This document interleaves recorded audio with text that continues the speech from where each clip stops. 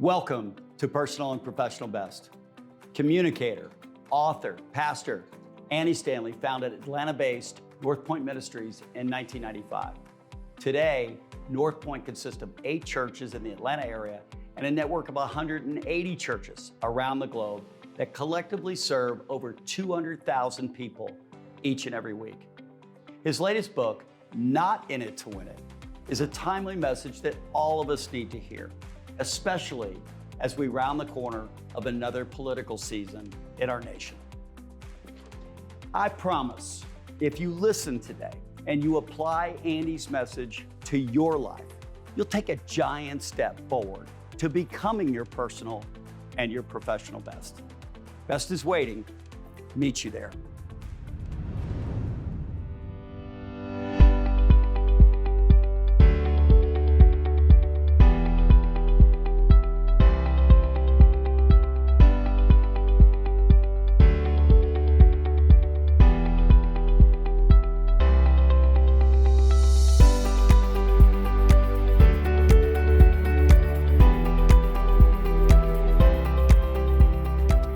Andy Stanley, welcome back to Personal and Professional Best. Thanks, Pat. It's good to be with you again. I appreciate a second chance.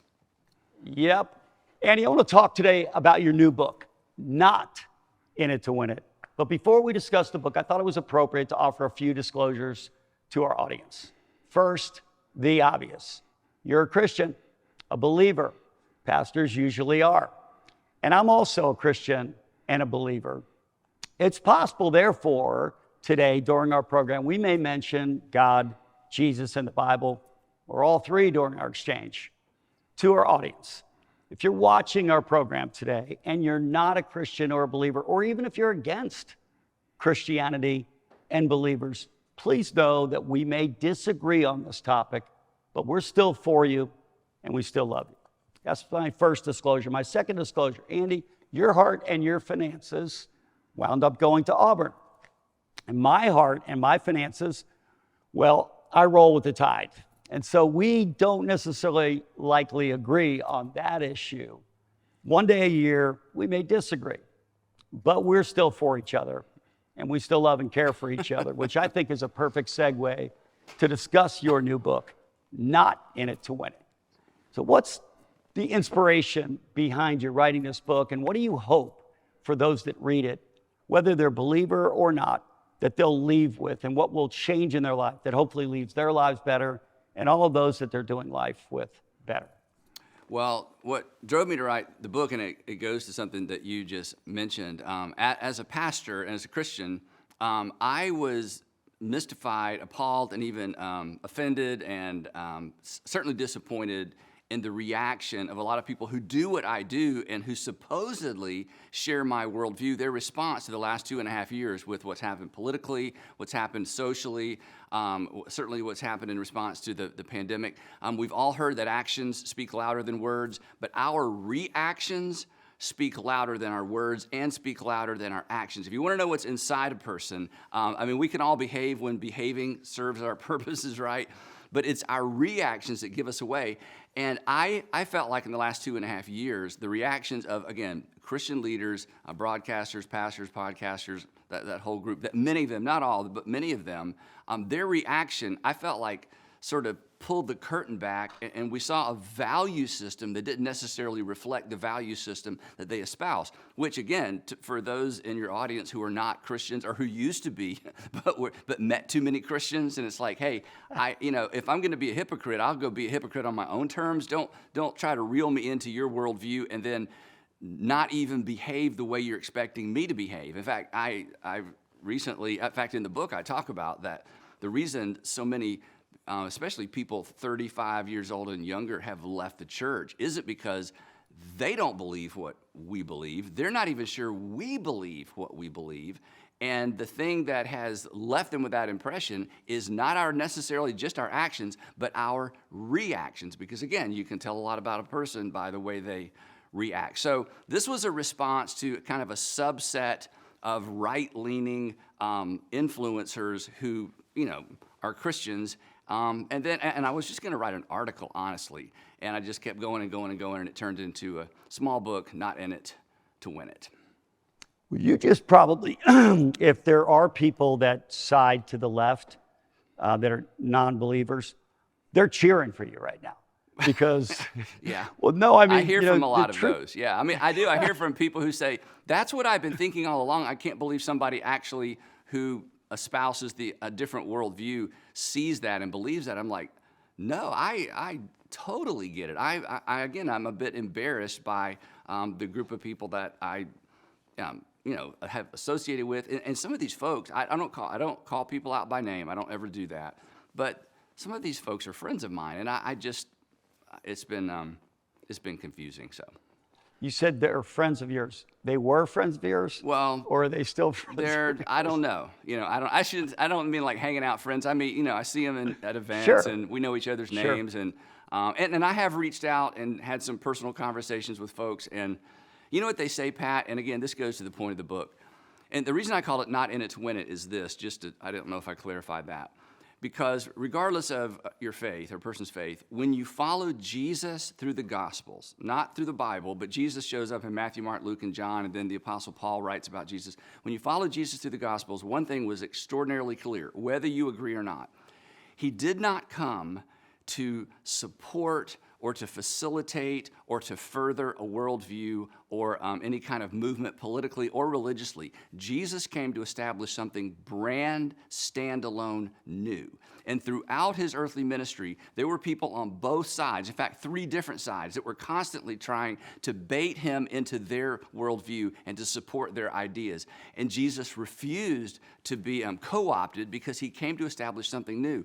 And essentially, he was coming to introduce an upside-down worldview, an others-first worldview, submit to one another worldview, what's best for people is what's best worldview. So consequently, I call this, he came to introduce the kingdom of God. Well, we live in a culture, every generation has grown up in a culture where it's kingdoms of this world. And in the kingdoms of this world, I'm in it to win it for me, and regardless of what it costs you.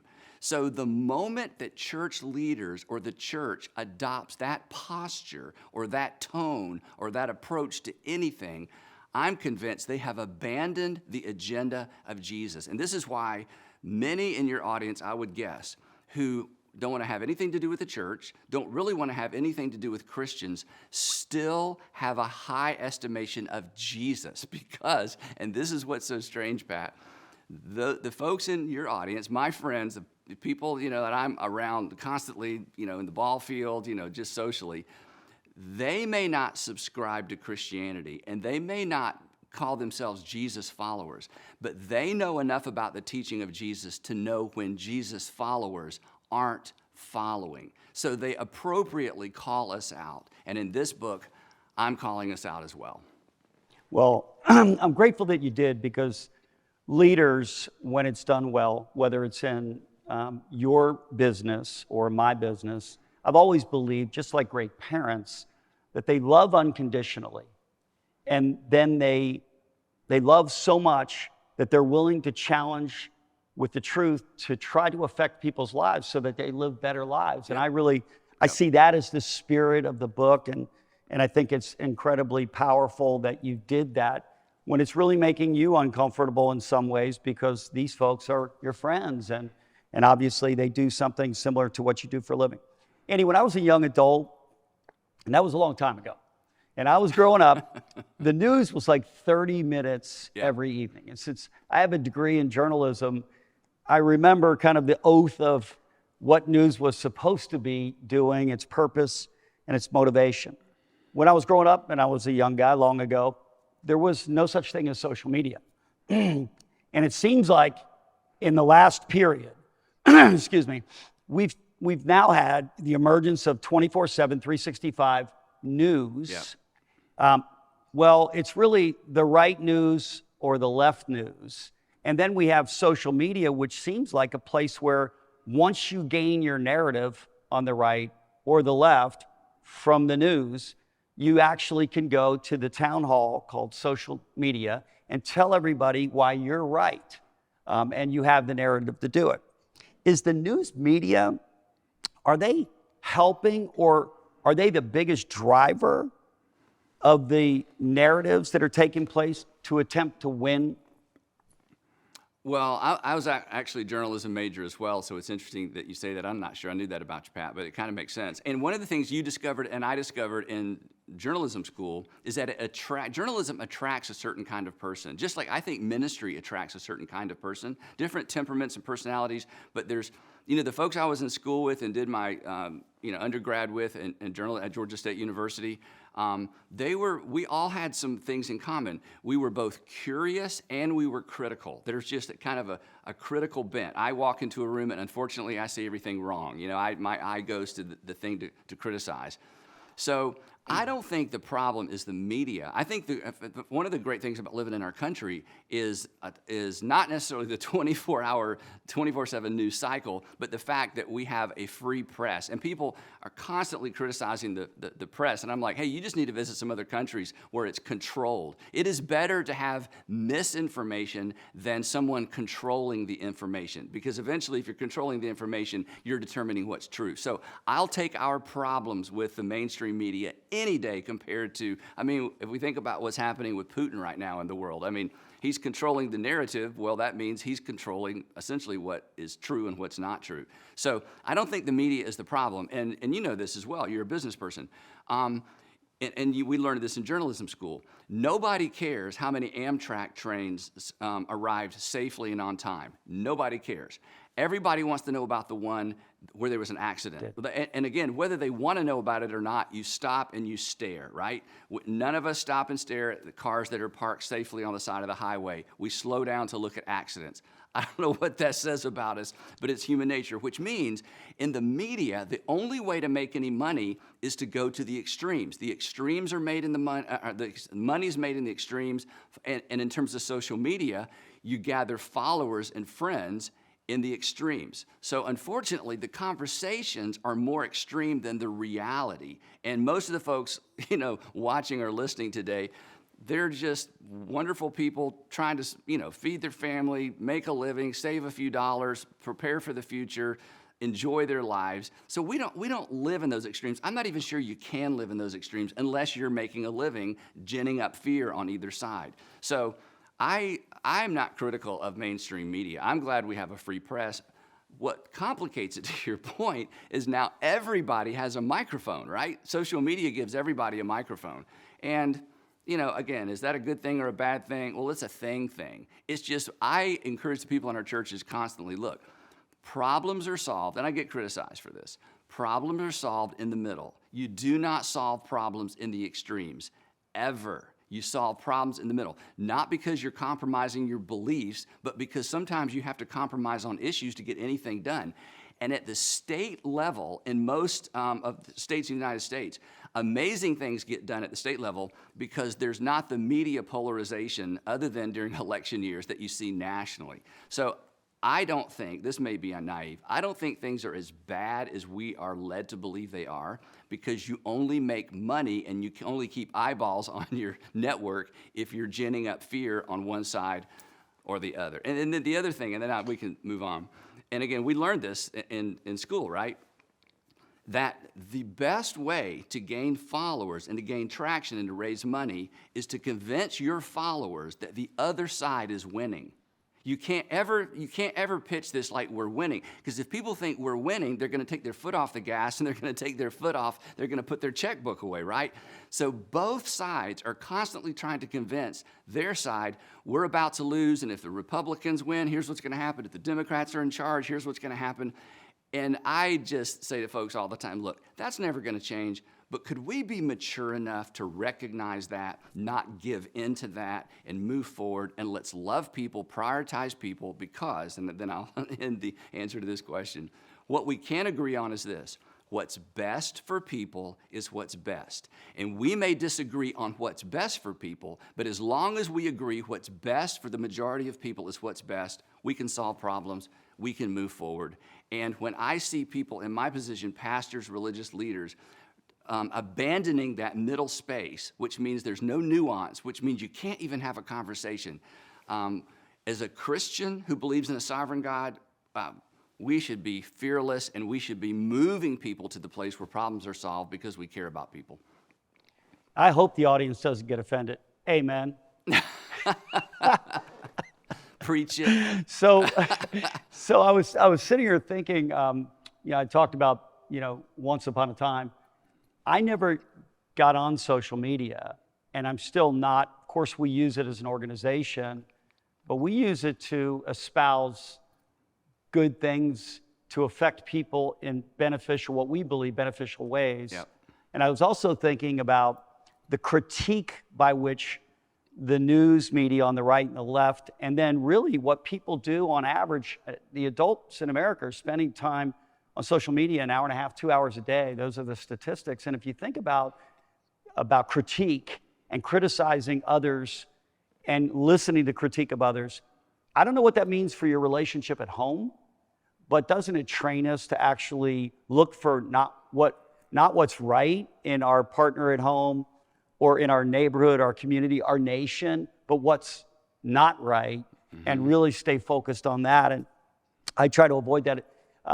Our crowd today, of course, everyone's in business. Folks that work in our organization, Supreme Southeast, and then throughout the community of realtors that we have a large following with, and we hope to continue to have a large following with. So we hope the message goes well today. But one of the things that I commonly ask them all on this topic is raise your hand, because they all want to grow their business. Raise your hand if you want to grow your business. Everyone's hands goes up.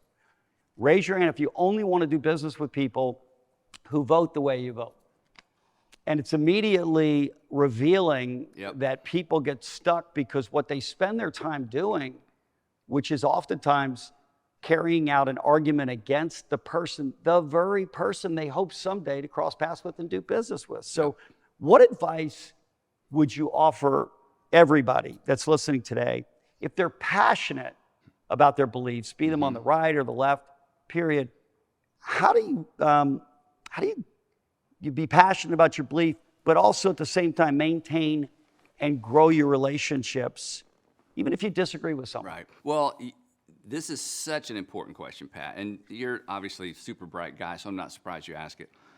The answer is kind of in the question that at the end of the day, what do we value most?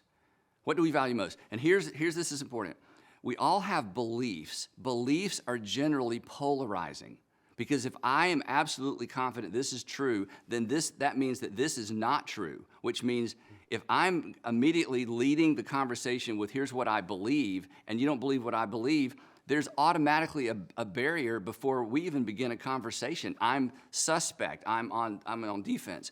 But in reality, we don't live, and this may sound strange coming from the preacher, we don't live driven primarily by beliefs. We live driven primarily by what we value most. Everybody listening today, if you think about what you did when you got up this morning, what you've done throughout the day, it was driven by what you value. You value your integrity, you value your reputation, you value your job, you value progress. I mean, I can go on and on and on. Well, we have there's such common ground when it comes to shared values. So if we will just get in the habit of two things: lead with our values, and then as the relationship is strong enough to begin a conversation about beliefs. Hey, you can talk all day long about beliefs. We disagree about what we believe, but you know what? We have so much in common. At the end of the day, we're still friends. And what that does, that sets us up to be curious.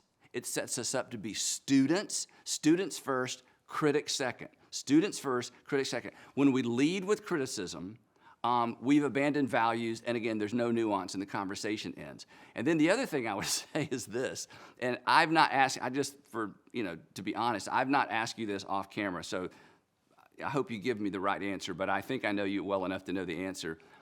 Pat, who would you go on social media, Twitter, Instagram, Facebook? Who would you go on any of those three platforms and criticize publicly by name that you've never met or had a conversation with? No one. No one. Every time I ask a thoughtful, mature person that question, they just pause and say, no one.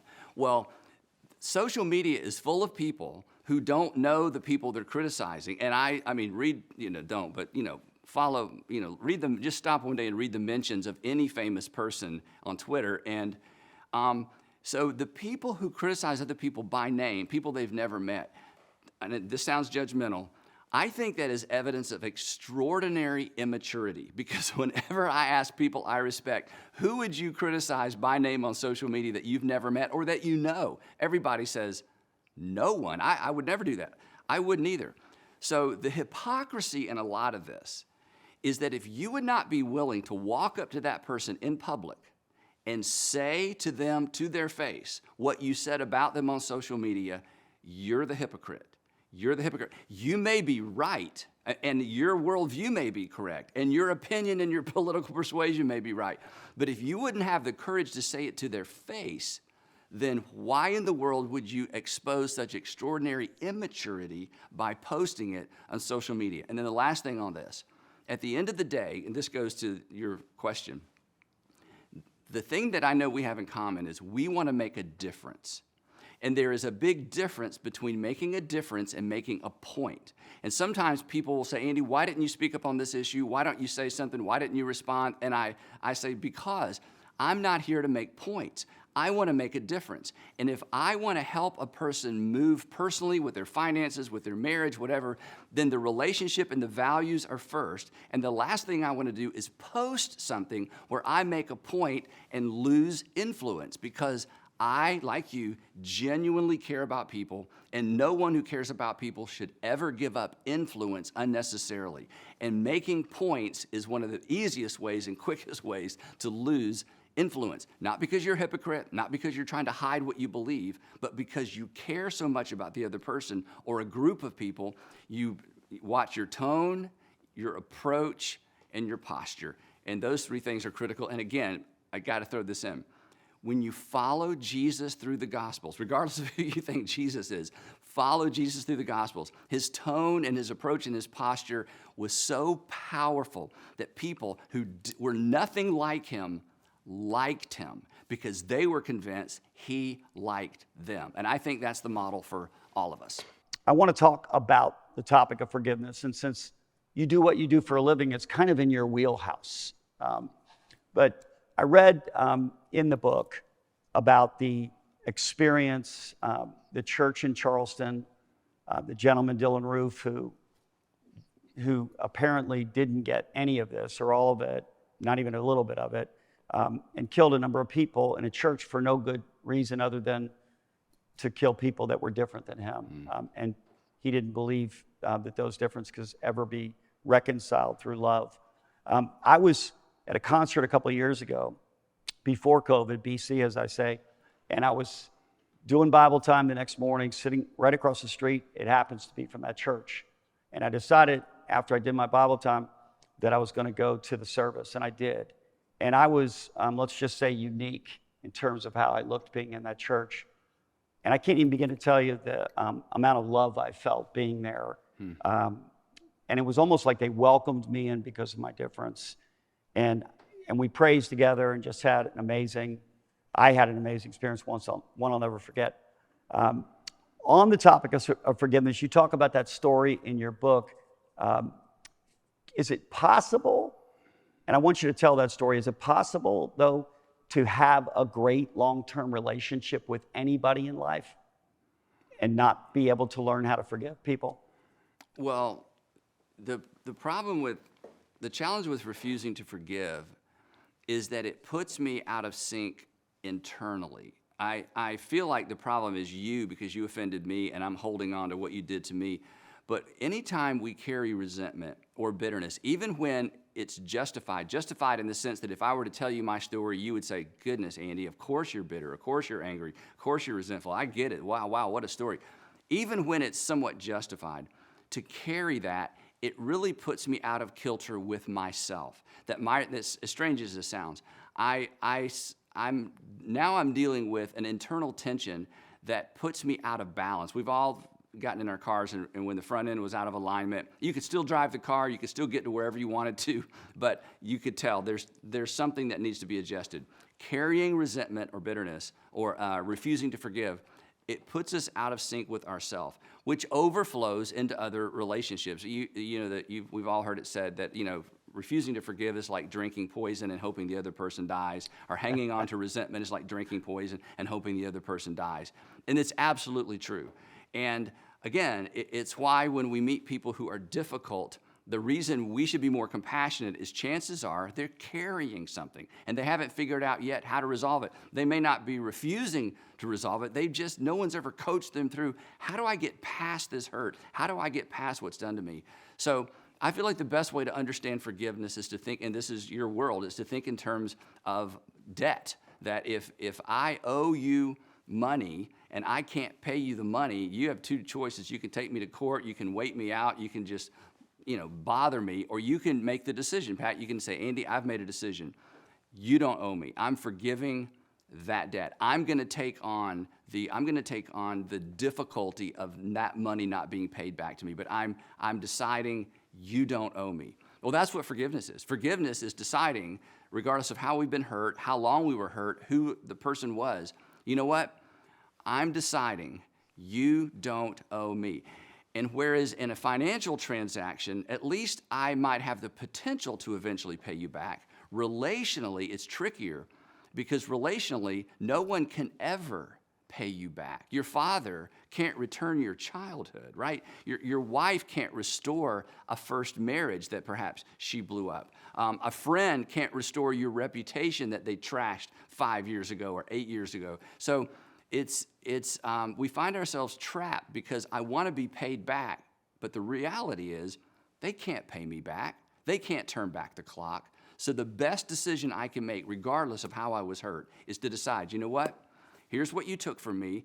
Here's the debt that you created between us, and I'm deciding, whether I feel like it or not, I'm deciding you don't owe me. And when those emotions resurface, when that situation resurfaces in my mind, I say, nope, I have forgiven that debt.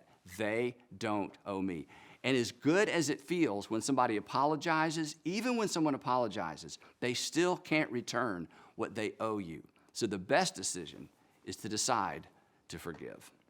And you did write the book, Better Decisions, Fewer Regrets. So that was a beautiful way to kind of bring that book back into it, that message back into it. It's interesting because when we've done something, and we all have, that we wish we would not have done, that we regret doing, we rush into this concept, please forgive me. And we're so hoping that it's going to be easy for them to do it. It's only when we're on the other side of that it becomes a little bit more complicated. But the thing that I found is that hurt people who have not forgiven, they hurt people. And when I said earlier that those that are unlovable, they're usually hurt people that have something that they've just not resolved yet. And so loving on them might be the beginning of the opportunity for them to ultimately think about it just a little bit differently. And the way to wade into those conversations or relationships with people that we feel like are carrying some hurt is not to begin with what we believe. It's to begin with what we value, because we value them. And that then oftentimes creates the context for a conversation that would go towards something that would give them the tools they need to move forward in their life. And that's what love requires of us. Well, I think you're exactly right. And I thank you for your time this morning. I thank you for just using the God-given gifts that you have to bear influence on the lives of believers and even non-believers, because there's an awful lot of people I know that think of you not as a pastor of church or as a Christian or as a believer, but as a voice of sanity, maybe a little bit, and a voice of wisdom in a world that isn't always operating in sanity and doesn't always find its way into wisdom. And I'm really happy that you wrote it at this time, because we're moving into another election cycle. And I just asked for the audience today to think a little bit about what has been said today, and about how you engage on social media and about how you listen to the news. Personally, for me, I do very little news these days because I don't want to be poisoned. I read what I have to for business and otherwise to stay somewhat informed. I certainly read about Alabama's recruiting prowess. But I also don't spend any time on social media. And I just think that time, the 2 hours a day that people do, could be used in so many better ways that would grow their business and influence in so many ways. And what you listen to and what you see in your eyes, all these things affect our outcomes. And I just hope and pray that all of us will take the message today, not in it to win it, take it to heart. And if you do, I think you're going to win it. And I think you're going to live your personal and your professional best life. And that's what this program's all about, and what we hope for people. Andy, thank you so much for everything you do, and thanks for being a guest again today on Personal and Professional Best. At Supreme Lending, we have a mission: serving others before self. This mission calls us to a higher standard than an organization that's simply trying to make a profit. Do we want to make a profit? Of course, but never at the expense of others. In fact, we believe that if we put others first with remarkable service, with care, with empathy and integrity, we'll stand out from our competitors and we will be the most profitable company in our industry. Over the past 10 years, I've noticed that many people, both in person and online, were seemingly living without our mission.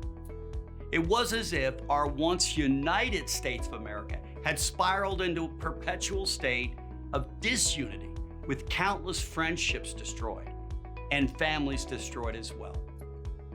Abraham Lincoln famously quoted scripture when he shared the profound words that a house divided against itself cannot stand. Somewhere along the way, we've forgotten this existential truth, a truth that should always be a guiding principle for our nation and our own personal behavior. As the political season of 2020 kicked into full gear, our nation was more divided than ever. Add in a global pandemic and racial tensions, and our nation, it turned into a powder keg. We stopped looking at our friends and our neighbors as our brothers and sisters, but instead viewed everyone through the lens of our political tribe. Us versus them. My team is right, your team is left, so they must be wrong. Armed with the latest talking points from our 24/7 news network of choice, we took to social media to help our team win, as we sought to make sure that the other team lost. The reality is that when we take this approach, we all lose. In response to this environment, we developed at Supreme a creed.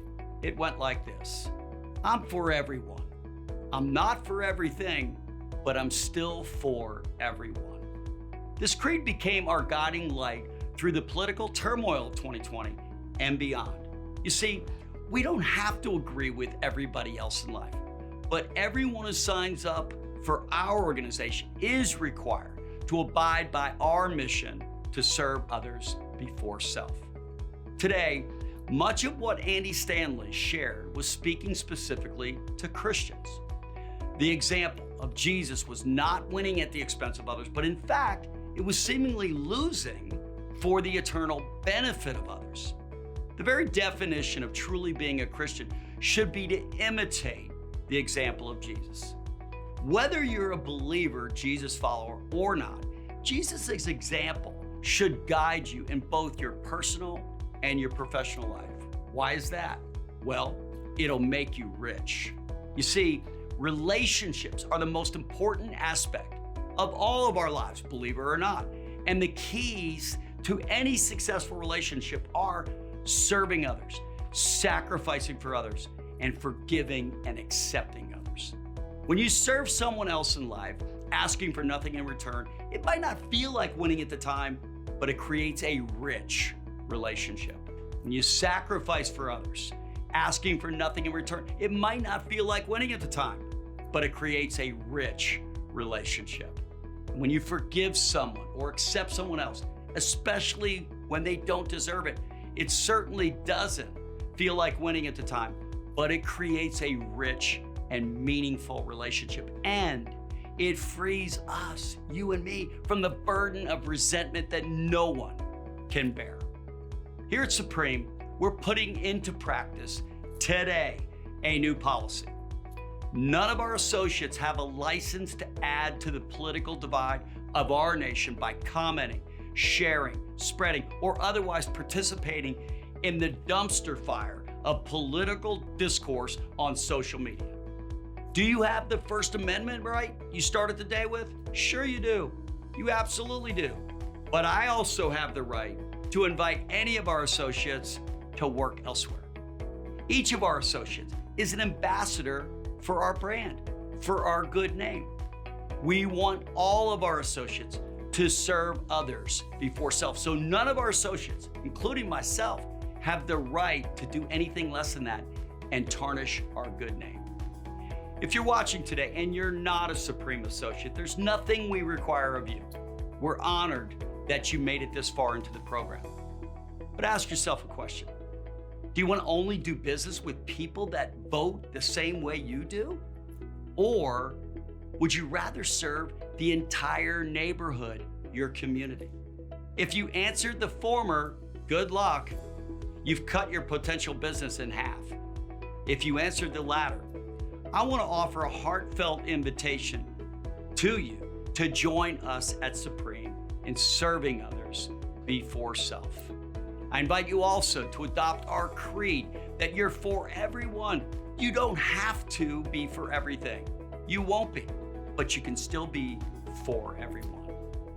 I invite you to also commit, like all of our associates, to stop adding to the noise online, to commit to never lending your voice to those who benefit from keeping us divided as a nation, and to finally join me in adopting the message that Andy Stanley shared today with all of us, that you and me, we're not in it to win.